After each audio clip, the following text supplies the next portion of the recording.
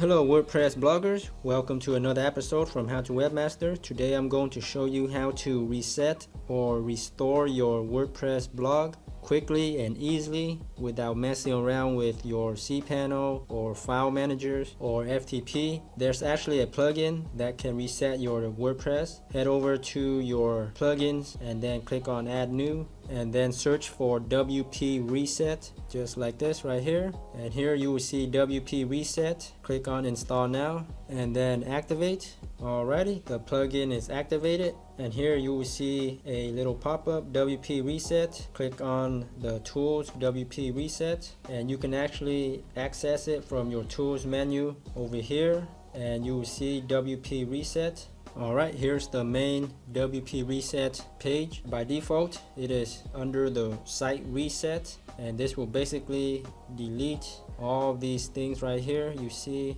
And then the next part is tools, which are separate features to delete certain things like themes only, plugins only, or widgets. And then a snapshot is to make a backup before you delete or reset. And collections, support, and pro are premium upgrades. So the only thing you really need to reset and restore is here under the reset, and scroll down here and basically type in reset and then click on reset site. And before you want to do that, you should create a snapshot just in case anything goes wrong. Okay, here goes nothing. I'm going to reset my site.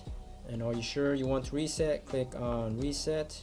And that literally took like 2 seconds. My site is pretty small, and here you will see everything as default.